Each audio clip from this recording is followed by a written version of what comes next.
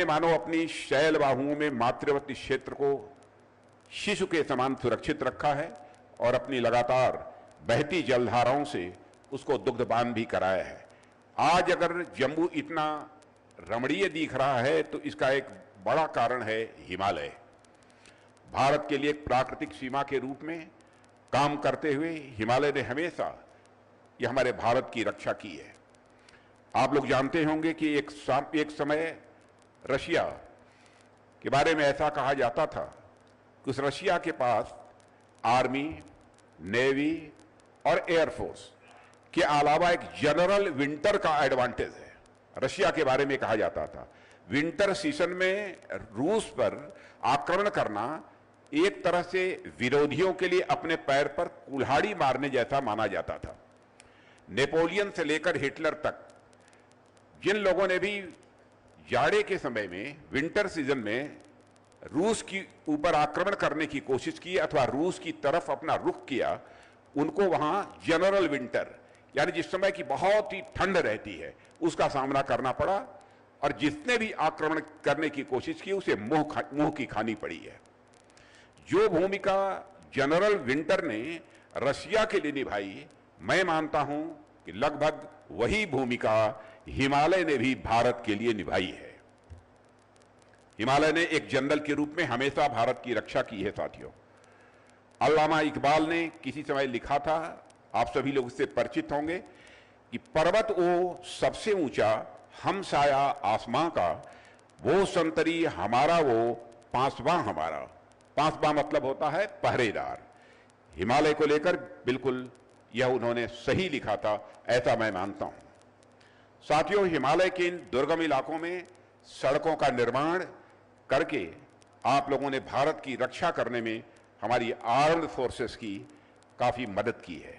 और मुझे याद है कि एक बार मैं बीआरओ को ब्रो यानी ब्रदर कहकर संबोधित किया था। ब्रदर को लोग बोलचाल की भाषा में भाई को ब्रो कहते हैं। यह कहकर बॉर्डर रोड ऑर्गेनाइजेशन यानी बीआरओ को हमने संबोधित किया था। बीआरओ नहीं है, ब्रो है। सीमाओं पर इंफ्रास्ट्रक्चर का निर्माण करके बीआरओ ने आर्म्ड फोर्सेज के ब्रो की भूमिका निभाई है, ऐसा मैं मानता हूं। और जिस तरह से आप अपने कार्यों के माध्यम से सीमावर्ती इलाकों में इंफ्रास्ट्रक्चर डेवलपमेंट कर रहे हैं, वह भारत की सीमाओं को तो सुरक्षित बनाता ही है, साथ ही साथ इस क्षेत्र की सोशियो इकोनॉमिक डेवलपमेंट यानी सामाजिक आर्थिक विकास में भी अपनी बहुत ही महत्वपूर्ण भूमिका का निर्वाह कर रहा है। इसलिए यदि मैंने बॉर्डर रोड ऑर्गेनाइजेशन को ब्रो कहा था तो मैं यह मानता हूं कि यह बिल्कुल सही था। आप सही मायनों में हमारे आर्म्ड फोर्सेज और भारत के लिए ब्रो हैं, यह मैं बॉर्डर रोड ऑर्गेनाइजेशन के संबंध में कहना चाहूंगा। और साथियों, मुझे बताया गया है कि आज 90 प्रोजेक्ट्स का इनॉग्रेशन हो रहा है, जिसमें अनेक रोड्स, ब्रिजेज, रनवेज, हेलीपैड्स और टनल शामिल हैं। और मुझे ध्यान आता है कि एक समय था जब बीआरओ के द्वारा किसी प्रोजेक्ट की शुरुआत की जाती थी तो सबसे पहले उस प्रोजेक्ट को शुरू होने में ही काफी लंबा समय लग जाता था, और यदि सौभाग्य से प्रोजेक्ट प्रारंभ में शुरू भी हो गया तो उसमें ऐसी कागजी अड़चनें भी आती थी कि उन्हें खत्म होने में एक बहुत लंबा समय लग जाता था। यानी बीआरओ के प्रोजेक्ट्स का इनॉग्रेशन लंबे अंतराल के बाद हुआ करता था। लेकिन अब तो मुझे आए दिन यह सुनने को मिल जाता है कि बॉर्डर रोड ऑर्गेनाइजेशन ने फला जगह पर प्रोजेक्ट की शुरुआत कर दी है, तो वही फला जगह पर प्रोजेक्ट कंप्लीट भी कर लिया है। यह जानकारी बराबर मिलती है। प्रोजेक्ट्स का इतनी तेजी से पूरा होना आप सभी कर्मयोगियों की मेहनत, लगन और हमारी सरकार की मोदी जी के नेतृत्व में जो पॉलिटिकल कमिटमेंट है, एक राजनीतिक जो प्रतिबद्धता है, उसका परिणाम मैं मानता हूं। और हमने बॉर्डर रोड ऑर्गेनाइजेशन के साथ मिलकर यह भी सुनिश्चित किया है कि देश की सुरक्षा और सीमावर्ती क्षेत्रों में विकास को लेकर हम पूरी तरह से प्रतिबद्ध हैं। और आज जिस इफिशियंसी से आप लोग काम कर रहे हैं, बीआरओ के लिए कहना चाहता हूं, जिस इफिशियंसी से आप लोग इस समय काम कर रहे हैं और जितनी तेजी से प्रोजेक्ट्स को भी पूरा करने का काम कर रहे हैं, उसके लिए मैं आप सभी को तहे दिल अपनी हार्दिक बधाई भी देता हूं। इन प्रोजेक्ट्स के जल्दी खत्म हो जाने के कारण मुझे आप लोगों से जल्दी जल्दी मिलने का अवसर भी मिलता रहता है, और मैं इतनी बार आप लोगों के बीच आ चुका हूं। कभी डॉक्टर जितेंद्र सिंह जी बतला रहे थे, ये जुगल किशोर जी, कभी कुछ ही समय पहले आप यहां से थोड़ी दूर पर आए थे। मैं इतनी बार आप लोगों के बीच आ चुका हूं कि कई बार तो मुझे ऐसा लगता है कि अब आपके बीच आऊंगा तो मैं बोलूंगा क्या, क्योंकि हर बार कोई ना कोई बात बोल चुका हूं। मतलब मेरे शब्द कम पड़ जाते हैं बॉर्डर रोड ऑर्गेनाइजेशन के कार्यक्रमों में जब मैं आता हूं। साथियों, आप सभी देश के सीमावर्ती इलाकों में इंफ्रास्ट्रक्चर डेवलपमेंट का कार्य करते हैं। एक से बढ़कर एक कठिन दुर्गम जो इलाके हैं जहां पर पांव रखना भी लगभग या मुश्किल होता है, वहां भी आपने रोड्स, टनल, ब्रिजेस का जाल बिछा दिया है। लेकिन साथियों, मेरे हिसाब से आपकी यह सफलता मात्र इस बात पर में नहीं है कि आपने देश के दुर्गम इलाकों में कोई सड़क बना दी है या कोई बहुत बड़ा ब्रिज बना दिया है। निश्चित रूप से यह काम तो कठिन है ही, और यदि आप उस कठिन काम को पूरा करते हैं तो यह आपकी सफलता का ही एक मापदंड है, आपकी सफलता का ही एक मानक है। लेकिन सही मायने में आपकी सफलता इस बात के लिए नहीं है कि आप किस प्रोजेक्ट को पूरा कर देते हैं। आपकी असली सफलता तो यह है कि इतने दुष्कर और मुश्किल से दिखने वाले कामों को भी आपने अपनी मेहनत से बहुत आसान बना दिया है। अब देश के लोग बॉर्डर एरिया में इंफ्रास्ट्रक्चर डेवलपमेंट को कोई बड़ी उपलब्धि नहीं बल्कि उसे नॉर्मल मानने लगे हैं, और किसी एम्बिशियस प्रोजेक्ट, महत्वाकांक्षी परियोजना को शुरू करना और उन्हें समय पर पूरा करना न्यू इंडिया का यह एक न्यू नॉर्मल बन चुका है, मैं ऐसा मानता हूं। जैसे साथियों, कोई न्यूरोसर्जन होता है, न्यूरोसर्जन, आप उसका काम देखिए कि न्यूरोसर्जन का काम यह कितना मुश्किल होता है। लेकिन जैसे जैसे वह अपने काम में एक्सपर्ट होता जाता है, उसके काम करने की गति, उसके काम करने की क्षमता यह बढ़ती जाती है। अपने शुरुआती समय में कोई न्यूरोसर्जन बामुश्किल एक दिन में कोई एक सर्जरी कर पाता है, लेकिन जैसे जैसे वह एक्सपर्ट होता है उसके लिए वह चीज बहुत ही आसान होती जाती है, और एक समय आता है कि वह एक दिन में 3-3, 4-4 सर्जरी करने लगता है। अब डॉक्टर जितेंद्र सिंह जी जानते होंगे कि इससे ज्यादा भी कर पाता है कि नहीं कर पाता है। एक ताजा उदाहरण आप इसरो को अभी देख सकते हैं, जिसकी चर्चा डॉक्टर जितेंद्र सिंह जी ने की है। आप सभी जानते होंगे कि अभी हाल में ही इसरो ने शिव शक्ति पॉइंट पर सफल लैंडिंग कराकर चांद पर भी भारत का झंडा गाड़ दिया है। लेकिन एक समय वह भी था जब इसरो एक सैटेलाइट तक भी नहीं छोड़ पाता था। हम दूसरे देशों के पास जाकर अपने सैटेलाइट्स को लॉन्च करने के लिए आग्रह करते थे, लेकिन धीरे धीरे इसरो अपनी मेहनत व लगन से इस काम में इतनी ज्यादा एक्सपर्टीज हासिल कर ली है, इतना एक्सपर्ट बन गया है कि आज स्थिति पूरी तरह से बदल चुकी है। आज इसरो चांद और मंगल तो क्या सूरज तक अपने हाथ फैला रहा है। चांद और मंगल क्या, अब तो सूरज तक इसरो अपने हाथ फैला रहा है, और यह भारत के लिए तो सैटेलाइट लॉन्च कर ही रहा है, साथ ही दुनिया के अलग अलग देशों के 400 से अधिक सैटेलाइट स्पेस में इसरो लॉन्च कर चुका है। यह है हमारे इसरो की ताकत। आज सैटेलाइट लॉन्च करना इसरो के लिए बिल्कुल बाएं हाथ का यह खेल बन गया है। ठीक उसी प्रकार सीमावर्ती इलाकों जो दुर्गम और बहुत ही कठिन माने जाते हैं, वहां पर भी इंफ्रास्ट्रक्चर डेवलपमेंट करना, मैं समझता हूं बॉर्डर रोड ऑर्गेनाइजेशन के लिए यह बाएं हाथ का खेल बन चुका है। और आज आप सबकी यह मेहनत का ही यह परिणाम है कि आपने इस कठिन व मुश्किल से दिखने वाले काम को भी इतना आसान बना दिया है। और आप देखिए कि अक्टूबर 2020 में मैंने बालीपरा चारद्वार तवांग मार्ग पर 500 मीटर लंबी नेचुफू सुरंग की नींव रखी थी। नेचुफू, जिसको आपने देखा होगा भी। अभी 3 साल भी नहीं हुए कि आपने इस प्रोजेक्ट को कंप्लीट कर दिया, और आज मुझे इस बात की अत्यंत प्रसन्नता हो रही है कि मैं इस सुरंग को राष्ट्र को समर्पित कर दिया मैंने। साथियों, एक समय ऐसा भी था कि जब भारत में बॉर्डर एरियाज में सड़कें बनाना कूटनीतिक, राजनीतिक और भौगोलिक हर दृष्टि से नाकों चने चबाने जैसा होता था। यह एक कठिन काम है, लेकिन इस कठिन काम को भी जिस तरीके से बॉर्डर रोड ऑर्गेनाइजेशन ने इसे आसान बनाया है, और जिस तरीके से आप सभी इसके अभ्यस्त हो गए हैं, उसके लिए आप सभी को मैं पुनः एक बार अपनी हार्दिक बधाई देता हूं। परफेक्शन माने किसी काम को ठीक तरीके से करना। परफेक्शन आप लोगों की अचीवमेंट नहीं, परफेक्शन आप लोगों की अचीवमेंट नहीं, आपकी उपलब्धि नहीं, बल्कि यह आप लोगों की आदत बन चुकी है, ऐसा मैं बॉर्डर रोड ऑर्गेनाइजेशन के लिए मानता हूं। यह बॉर्डर रोड ऑर्गेनाइजेशन का अचीवमेंट नहीं है, बल्कि यह आप लोगों का स्वभाव बन चुका है, यह आदत बन चुकी है।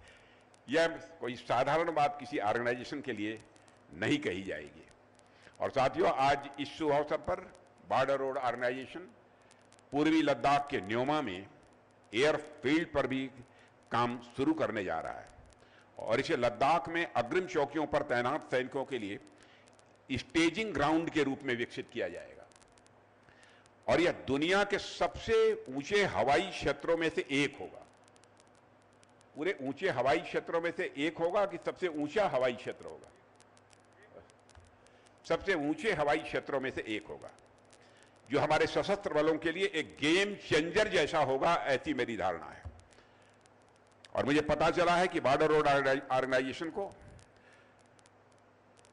हाल में ही शिंकुला सुरंग के निर्माण का भी यह काम सौंपा गया है, जो हिमाचल में लाहौल स्पीति को लद्दाख के जास्कर घाटी से यह जोड़ेगा।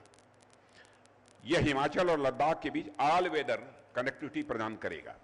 और मुझे यह भी बताया गया है कि 15,855 फीट की ऊंचाई पर यह सुरंग स्थित है।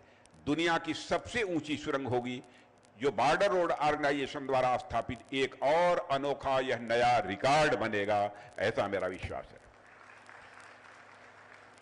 ऐसे अनेक प्रोजेक्ट्स हैं जिन पर काम करते हुए बॉर्डर रोड ऑर्गेनाइजेशन ने न सिर्फ नए रिकॉर्ड्स बना रहा है, बल्कि सीमावर्ती इलाकों में इंफ्रास्ट्रक्चर का भी डेवलपमेंट कर रहा है, और राष्ट्र की सुरक्षा में अपना महत्वपूर्ण योगदान भी दे रहा है। साथियों, बॉर्डर एरिया में इंफ्रास्ट्रक्चर को बढ़ावा देना यह राष्ट्रीय सुरक्षा के लिए तो कारगर होता ही है, साथ ही साथ यदि कोई नेबरिंग कंट्री यानी हमारा कोई पड़ोसी देश हमारे साथ कोऑपरेशन की भावना रखता है, तो यह हमारे बीच की कनेक्टिविटी को भी यह बढ़ावा देता है। म्यांमार, भूटान आदि अनेक ऐसे देश हैं जहां पर बॉर्डर रोड ऑर्गेनाइजेशन ने सीमावर्ती इलाकों में इंफ्रास्ट्रक्चर बिल्ड कर हमारे बीच पीस एंड कोऑपरेशन को बढ़ाने में काफी सहायता की है।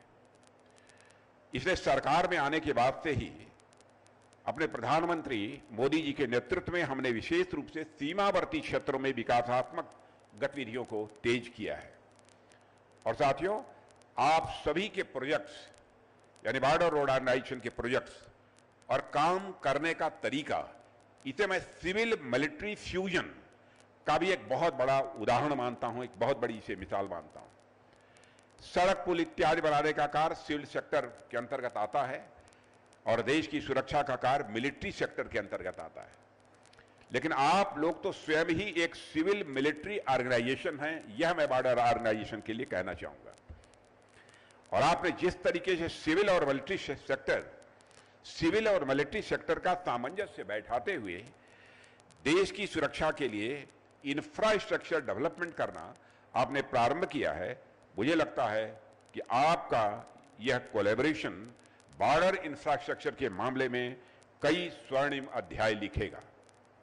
सिविल मिलिट्री फ्यूजन इस समय की जरूरत है, क्योंकि राष्ट्र की सुरक्षा की जिम्मेदारी सिर्फ सैनिकों की नहीं बल्कि सिविलियंस की भी होती है। इसीलिए मैं सिविल मिलिट्री फ्यूजन की बात मैं कर रहा हूं। यजुर्वेद का एक श्लोक है, वयम राष्ट्रे जागृयाम, अर्थात हम राष्ट्र को जीवंत और जागृत बनाए रखेंगे। हम यह संकल्प लेते हैं, यह कहकर कि वयम राष्ट्रे जागृयाम। मैं मानता हूं कि यह कथन जन जन तक पहुंचना चाहिए और राष्ट्र की रक्षा के लिए संपूर्ण राष्ट्र का एक समान दृष्टिकोण, यह आज के समय की यह मांग है। साथियों, हम सब लोगों को मिलकर भारत की सीमाओं की सुरक्षा के लिए काम करना है और साथियों, इसमें हमें सबका सहयोग मिल रहा है, यह बात मैं विश्वास के साथ कह सकता हूं। आप इसका उदाहरण इन प्रोजेक्ट्स में भी देख सकते हैं।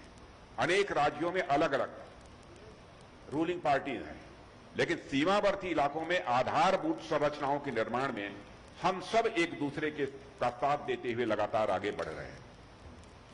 इस सहयोग के लिए मैं सभी राज्य सरकारों को भी अपनी तरफ से हार्दिक बधाई देता हूं और यही हमारे भारत की सबसे बड़ी विशेषता है।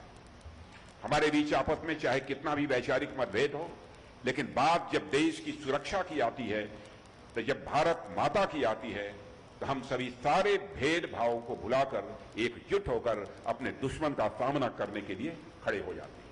यह है भारत की ताकत। और साथियों, एक बात पर मैं आप सभी से चर्चा करना चाहूंगा, और आप जानते हैं कि लंबे समय तक पूरी दुनिया में पर्यावरण और विकास की डिबेट चली है।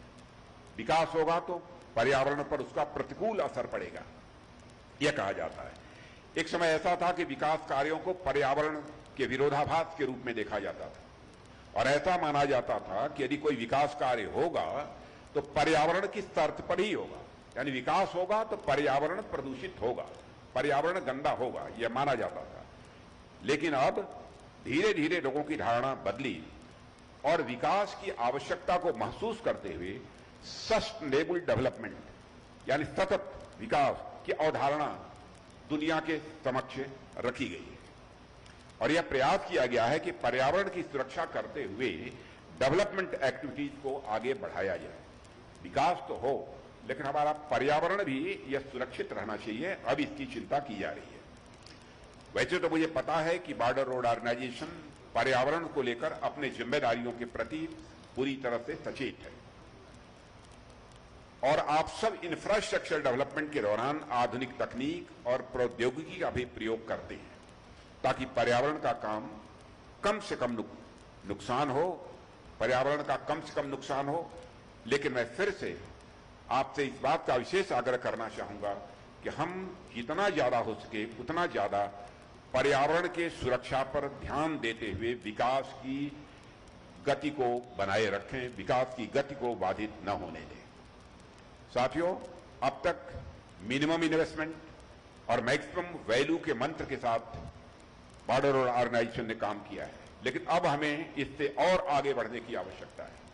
अब हमें मिनिमम इन्वायरमेंट डिग्रेडेशन यानी जितना कम हो सके उतना पर्यावरण का प्रदूषित होना, कम से कम प्रदूषित होना, और maximum national security, minimum environment degradation और मैक्सिमम नेशनल सिक्योरिटी तथा मैक्सिमम वेलफेयर के मंत्र के साथ मैं समझता हूं बॉर्डर रोड ऑर्गेनाइजेशन को अब आगे बढ़ने की जरूरत है। इसके अतिरिक्त मैं आपसे एक और मुद्दे पर बात करना चाहूंगा। जैसा कि मैंने अभी जिक्र किया कि आपका जो काम करने का तरीका है वह सिविल मिलिट्री फ्यूजन का एक बहुत बड़ा उदाहरण है। सिविल मिलिट्री फ्यूजन की वह एक मिसाल है, लेकिन बॉर्डर रोड ऑर्गेनाइजेशन को एज एन इंस्टीट्यूशन, एक संस्था के रूप में सीमावर्ती इलाकों में चल रहे किसी प्रोजेक्ट में वहां की लोकल बॉडीज, वहां की जो स्थानीय निकाय हैं और वहां की जनता के साथ भी मिलकर लगातार हमें काम करते रहना होगा, उनको विश्वास में लेकर काम करते रहना होगा। और साथियों, आप उन्हें अपने प्रोजेक्ट में शामिल करिए, उनसे वार्ता करिए, यह मैं बॉर्डर रोड ऑर्गेनाइजेशन से कहना चाहूंगा और यह भी कहना चाहूंगा उनकी जरूरतों को भी समझिए और उनसे भी इनपुट लीजिए, हमें क्या करना चाहिए इस प्रोजेक्ट के निर्माण में। और कुछ लगता है, कुछ अन्य सुझाव भी आते हैं, उस सुझावों को भी उनसे प्राप्त करना चाहिए। यदि आप ऐसा करेंगे, स्वाभाविक रूप से उनका विश्वास और बढ़ेगा, आपका काम भी और आसान होगा। आपका काम सड़कें बनाकर एक स्थान को दूसरे स्थान से जोड़ने का तो है ही, लेकिन साथ ही साथ आपको अपने कार्यों से लोगों के दिलों को भी जोड़ना होगा। यह मेरा आपसे आग्रह है।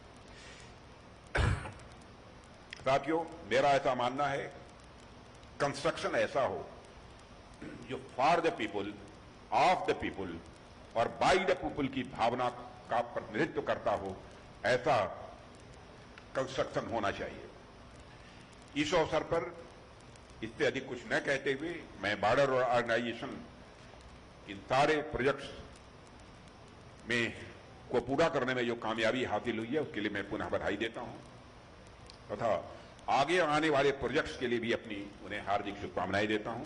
और अंत में मैं इस विश्वास के साथ अपनी बात समाप्त करता हूं कि बॉर्डर रोड ऑर्गेनाइजेशन हमेशा एक प्रो की तरह इस प्रकार भारत के बॉर्डर एरियाज में पूरी क्षमता के साथ भविष्य में भी यह काम करता रहेगा।